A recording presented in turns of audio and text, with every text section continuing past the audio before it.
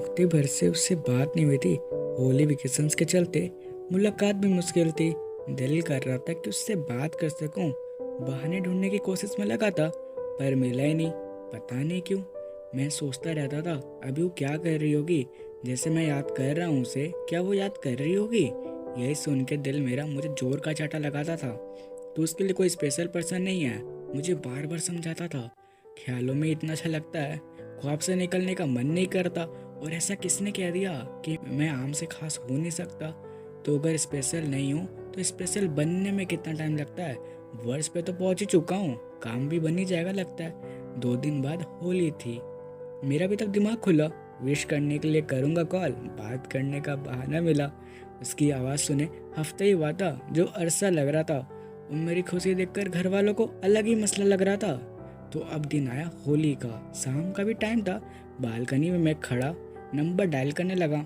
देखा भी मैंने आसपास, प्राइवेसी का ध्यान रखा, कोई आ ना जाए मेरे पास, बस इसी बात का डर था। डायल किया नंबर, कॉल भी लग गया। तुम फोन के पास ही बैठी थी क्या जो एक रिंग में उठा लिया। बात स्टार्ट मैंने करी, हैप्पी होली विश किया। मुस्कुराकर सेम टू यू बोलकर उसने कन्वर्सेशन में इंटरेस्ट शो किया। बात को आगे ले गया मैं और पूछा और बताओ। उसने बोला कुछ ऐसा घटा नहीं है, मैं भी क्या बताऊं। फिर उसी ने बातों में ऐड ऑन किया कैसे उसने अपने दोस्तों के साथ होली खेला। धीरे धीरे बातों से बातें निकलती गई, टॉपिक बदला और बातें भी बदलती गई। अब 10 मिनट से ज़्यादा हो गए थे जब तक का मेरा रिकॉर्ड था। बातें हौले हौले वहाँ पहुँच रही थी जहाँ मैं पहुँचाना चाह रहा था। वो भी काफ़ी कंफर्टेबल लग रही थी बात करते हुए मुझसे। मैं कुछ बोल रहा था ना तो जवाब दे रही थी हंस के। फिर मैं उससे कहा, मैंने सिर्फ होली विश करने के लिए तुम्हें कॉल नहीं किया था, मुझे कुछ और भी कहना था तुमसे। मैं कह सकता हूँ क्या जो मैं कहने वाला था। उसने कहा बिल्कुल कहो, मैं सुन रही हूँ। मैं कह ही रहा था तब तक फ़ोन कट गया। मैंने फिर से डायल करने की कोशिश की और पीछे देखा तो मम्मी का चेहरा। मुझे लगा मम्मी ने मेरी बात सुन तो नहीं ली, शक्ल से भी लग ही रहा था गुस्से में थी। मैं डर गया, सोचा क्या जवाब दूंगा जब पूछेगी मुझसे मैं किससे ऐसी बात कर रहा तो क्या कहूँगा। मम्मी ने बोला मुझसे कि थोड़ी देर तू पहले कर रहा था फील लेजी लेजी, अब किससे इतनी देर से बात कर रहा है कोजी कोजी। मैंने कहा दोस्त और हैप्पी होली विश कर रहा तो यही। मम्मी ने कहा मुझे देखती फिर अधूरी बात पे कॉल क्यों कट कर दी, सच्चे सच्ची बता दोस्त है या कोई और थी। वो थी सुन के मेरी हालत और टाइट हुई। मैंने सोचा जब पूरी बात सुन ही ली है तो छुपाने का फ़ायदा नहीं है यार। मैंने बोला हाँ दोस्त थी और विश कर रहा था उसे हैप्पी होली। मम्मी ने कहा तेरी आधी बात आज सुन ली है मैंने, जैसे तू कर रहा था ना ऐसे होली विश कौन करता है आदित्य।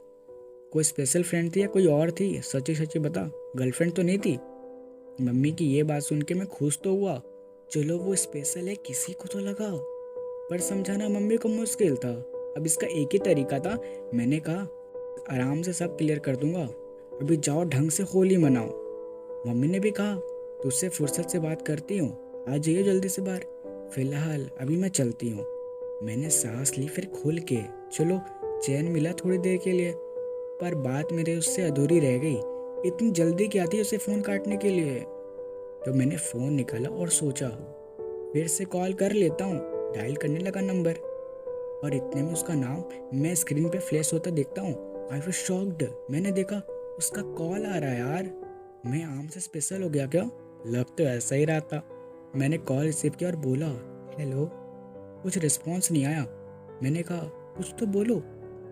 उसने कहा सॉरी फ़ोन काटना पड़ा क्योंकि मेरे पापा रूम में आ गए थे और उनके सवालों के जवाब मैं दे नहीं सकती तो इसलिए सोचा फ़ोन ही काट देते हैं। फिर फालतू के एक्सप्लेनेशन दो और पूछते मुझसे किससे बात कर रही हो।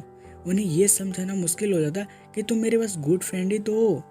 पता नहीं फिर किस रिश्ते से मुझे तुमसे जोड़ देते। हाँ थोड़े अजीब है पापा, फिर मेरी बात नहीं समझते। मैं फ्रेंड के आगे तुम्हें कुछ सोच भी नहीं सकती, हम बस अच्छे दोस्त ही तो हैं और कुछ भी तो नहीं। मैंने बोला और कुछ भी नहीं। उसने कहा अरे बातों बातों में मैं तुम्हें बताना ही भूल गई, वो लड़का था ना जिसके बारे में मैं तुम्हें बताया था। मैंने बोला हाँ वो तुम्हारा क्रश, क्यों उसे क्या हुआ। उसने कहा I proposed him and he said yes to me, thank you so much, तुम्हारी वजह से ही हो पाया हुआ जो कुछ भी। पहले तो शॉक हुआ और पूछा मैंने उससे, मेरी वजह से कैसे?